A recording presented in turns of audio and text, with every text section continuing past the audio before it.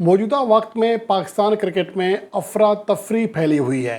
Fans को समझ नहीं आ रहा वो किसकी बात पर यकीन करें, किसे सही कहें, किसे गलत।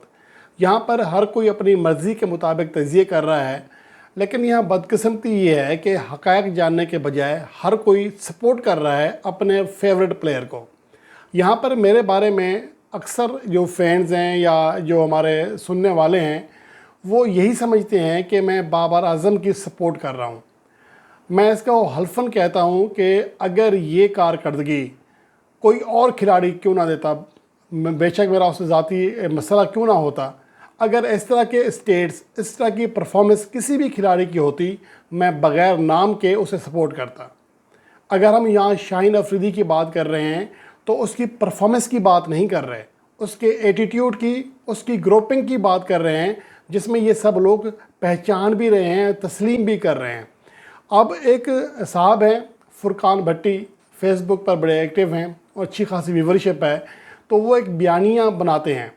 मैं इस वीडियो में उनके जो अभी ताज़ा व्लॉग मेरी नज़र से गुज़रा उसका आपको रिएक्शन देना चाह रहा हूँ कि उन्होंने क्या कहा। उसके जवाबात मैं आपको देता हूँ ताकि इसका एनकाउंटर किया जा सके कि हक़ायक़ के मुनाफी क्या क्या चीज़ें हो रही हैं। सुनिए ज़रा। आपके नहीं ख्याल से पिछले 1.5-2 दिन से सब कुछ शहीन शाह अफरीदी से रिलेटेड ही बाहर आ रहा है? ऐसी फीलिंग आ रही है जैसे शाहीन शाह अफरीदी के अगेंस्ट एक पेड कैंपेन चलाई जा रही है। पेड कैंपेन, इनसे बेहतर कौन जानता है। 1.5-2 दिन के अंदर इतने वावेले, इतने हवास बाख्ता हो गए हैं।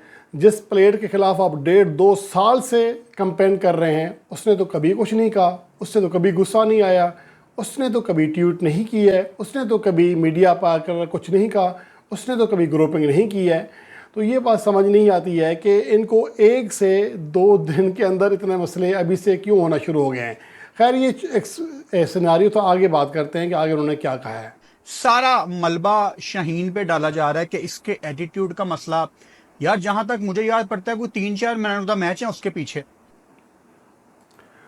यहाँ पर परफॉर्मेंस की बात कोई नहीं कर रहा, और यहाँ असल बात हो रही है ग्रुपिंग की, एटीट्यूड की। जब आप कप्तान के बेइज्जती करते हैं, कोचेस की बेइज्जती करते हैं, तो इसका असर दीगर प्लेयर्स के ऊपर पड़ता है। और यहाँ पर मैन ऑफ द मैच की बात है, भाई ग्रुपिंग का कभी पता किया है ग्रुपिंग क्या होती है? ग्रुपिंग बड़े बारीक बीनी से वारदात की जाती है। एक प्लेयर परफॉर्म करता है उस मैच में तो बाकी प्लेयर उस ग्रुप के परफॉर्म नहीं करते।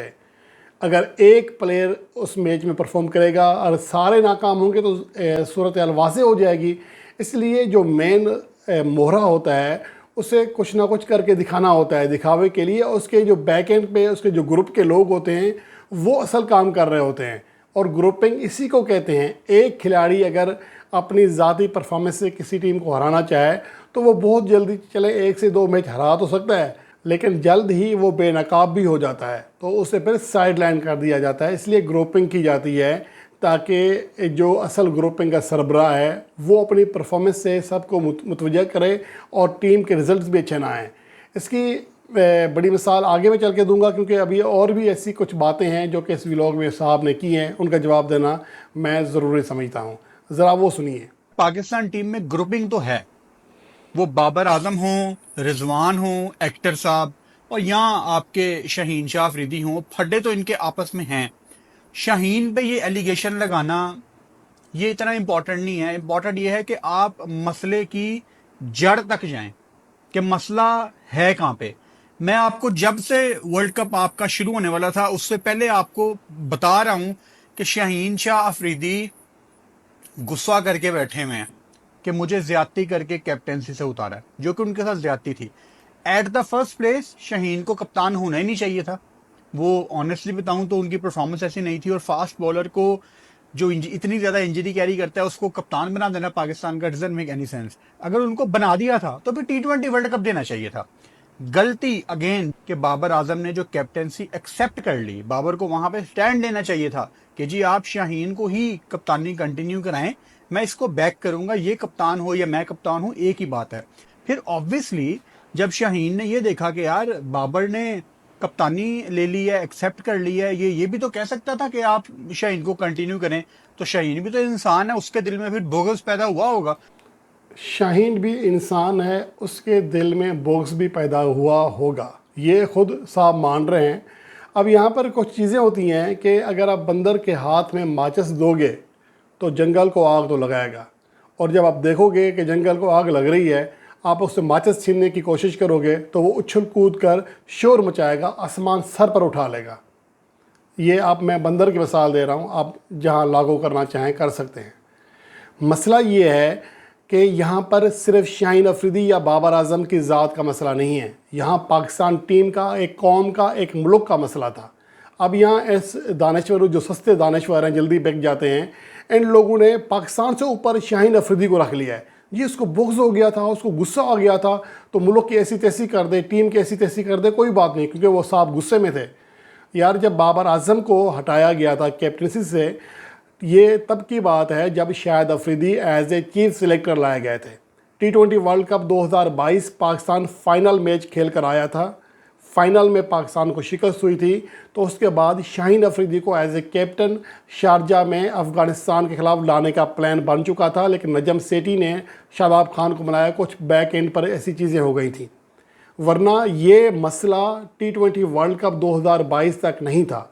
उसके बाद शाहिद अफरीदी जब चीफ सिलेक्टर बने तो ये सारे मसले शुरू हुए, ये उस टाइम की बात है।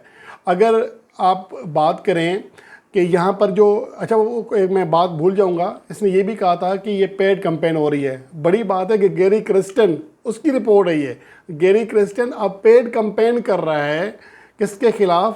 शाहीन अफरीदी के ख़िलाफ़। यार अकल ना हो तो अब क्या बोले यार, अकल ना हो फिर मौजा ही मौजा, यही होता है। फिर जो भी आया फिर दिल में बोल दे, को किसी ने पूछना है। अब यहाँ दूसरी बात ये है जो मैं बात करने लगा था कि उस टाइम पर शाहीन अफरीदी ने कप्तानी क्यों एक्सेप्ट की थी जब Pakistan cricket team T20 world cup 2022 का फाइनल खेल कर आई थी। 62% पाकिस्तान की कामयाबी का तनासुब था, दुनिया की कामयाब तरीन टीम थी T20 फॉर्मेट में। तो उस टाइम शाहीन अफरीदी ने क्यों नहीं ये कहा कि जिसने पहले एक बार कहा था कि सोचना भी ना। तो यहाँ पर जब एक कप्तान अच्छे तरीके से टीम को लीड कर रहा था, ना ग्रुपिंग थी बल्कि इत्तेहाद की मिसालें दी जा रही थी, यारी दोस्ती की मिसालें दी जा रही थी, तो वहाँ पर अगर वो कबूल करे तो ठीक है। और दूसरी बात ये है, खुद ये कह रहे हैं, दुनिया मान रही है कि शाहीन अफरीदी को कप्तान बनाने का फ़ैसला ही गलत था। अगर एक नया चेयरमैन आता है, नया सेटअप आता है, वो ये समझता है कि पिछले चेयरमैन ने गलत फ़ैसला किया, अगर उसे सुधारने की कोशिश की जा रही है तो जनाब जंगल को आग लगा देंगे बंदर बनकर, तो क्या। और दूसरी बात ये है कि बाबर आजम ने 3 से 4 हफ्ते लिए थे ये फ़ैसला लेने में कि उसे ये फ़ैसला कबूल करना चाहिए, कप्तानी कबूल करनी चाहिए या नहीं करनी चाहिए। और ये भी उसने अपने वालिद के मशवरे के ऊपर ये कबूल किया था। गो कि गलत फ़ैसला कह सकते हैं, ये अलग बहस है, लेकिन बात ये नहीं है। बात ये है कि शाहीन अफरीदी अब मुल्क से ऊपर हो गया है। अगर उसके साथ ज़्यादती करोगे, बेशक वो टीम का सत्यानाश कर दे, मुल्क को शिकस्त दे दे, उसका डिफेंड किया जाएगा। ये बात समझ से बालातर है। लेकिन बहरहाल अब ऐसे लोग मौजूद हैं जो इस तरह की बातें कर रहेंगे और आगे भी करते रहेंगे। अब इनसे तो यही उम्मीद की जा सकती है कि इस मसले की जो जड़ हैं वो कैप्टन बाबर आजम है, जिनको ये नहीं समझ आया कि मैं एक नालायक कप्तान हूं। अच्छा, जिनको ये नहीं समझ आया कि मेरे अंदर लीडरशिप नहीं है, जिनको ये नहीं समझ आया कि मैं अगर दूसरी दफा कप्तानी ले लूंगा तो मेरे पे डबल ट्रिपल प्रेशर आ जाएगा, मेरी बैटिंग पे और प्रेशर आ जाएगा। एक तो इन्हें पता कुछ नहीं होता और दूसरा ये जानने की कोशिश भी नहीं करते अब बेचारों का क्या कसूर है। और यार आप मुंह से मेरे कुछ सुनोगे, ये जो ग्रोसरी वाले हैं ना, वो किसी साहब ने ग्रोसरी के लफ्ज़ अच्छा निकाला है इनडायरेक्ट, कह रहे हैं कि नालायक कप्तान था। ओ भाई, T20 वर्ल्ड कप 2022 तक दुनिया का कामयाब तरीन कप्तान था, पाकिस्तान की हिस्ट्री का कामयाब तरीन कप्तान था साजिशों से पहले। वनडे फॉर्मेट में एशिया कप तक जब सूरत हाल थी, पाकिस्तान ने 70% मैचेस जीते थे, 70%। दुनिया में कोई भी कप्तान 2020 से 2023 के अरसे तक इतना कामयाब नहीं रहा था। और कहते हैं नालायक कप्तान। ये कैसा नालायक कप्तान है? आपने पूरी तारीख में इंडिया को सिर्फ 3 T20 हराए हैं, उनमें से 2 बाबर आजम की कप्तानी में रहे हैं, इस नालायक जिसे कप्तान कह रहे हैं। पाकिस्तान की तारीख में एक भी कप्तान नहीं है जिसने लगातार 2 इवेंट में पाकिस्तान को T20 वर्ल्ड कप के सेमीफाइनल में पहुंचाया हो, वो ये इस नालायक कप्तान ने पहुंचाया। पाकिस्तान का एक भी कप्तान नहीं है जिसने वर्ल्ड कप में भारत को शिकस्त दी हो, और वो भी 10 विकेटों के मार्जिन से। रिकॉर्ड मार्जिन है, आज तक इंडिया को कोई इतने बड़े मार्जिन से हरा नहीं सका था। वो इस नालायक कप्तान ने आपको जितवा के दिया था मैच। पाकिस्तान की तारीख में कभी ऐसा नहीं हुआ कि पाकिस्तान एक साल में इतनी कामयाबी हासिल करे, वो इस नालायक कप्तान ने आपको कामयाबियाँ दिलाई थी। पाकिस्तान की तारीख में कभी ऐसा नहीं हुआ कि पाकिस्तान टीम ने इतनी मुसलसल कामयाबियाँ हासिल की हों हर फॉर्मेट में। अगर सरफराज अहमद ने लगातार 11 T20 सीरीज़ जीती थी तो टेस्ट में और वनडे फॉर्मेट में उसकी नाकामियाँ थीं, लेकिन बाबर आजम ने आपको तीनों फॉर्मेट में ऑलमोस्ट 2 वाइट बॉल के दोनों फॉर्मेट में कामयाबियाँ दिलाई थी, और उसे कहते हैं नालायक। और दूसरी बात ये है कि प्रेशर आएगा कप्तानी के मेरी बैटिंग के ऊपर, और यार आपने as a captain Babar Azam के बैटिंग रिकॉर्ड देखा है? खैर इनको क्या पता है, इनको हकीकत से क्या लेना देना, बस जो मुंह में आता है बोल देते हैं। उसे कहते हैं अकल ना होवे तो फिर मौजा ही मौजा। अब आपके इनके पास अपने व्यूज़ हैं, अब मैं क्या कह सकता हूँ, लेकिन मेरा अपना पॉइंट ऑफ व्यू है कि जिस तरह को डिफेंड करने की कोशिश की जा रही है, शाहीन अफरीदी की कारकर्दगी को मैं बात नहीं कर रहा, जो उसका रवैया है, जिसकी कोचेस रिपोर्ट कर रहे हैं, गैरी क्रिस्टन रिपोर्ट कर रहा है, खुद ये मान रहे हैं कि वो गुस्से में है। गुस्से में क्या जंगल को आग लगा देगा वो? यार एक सेंस होता है। आप इन्होंने तो अपना बाप से ऊपर मान लिया है कि भाई ये मुल्क से भी बड़ा खिलाड़ी है, ये पाकिस्तान टीम से भी बड़ा है, ये खेल से भी बड़ा है, ये गुस्से में जो करे वो कबूल है। अजीब सी मनतक है।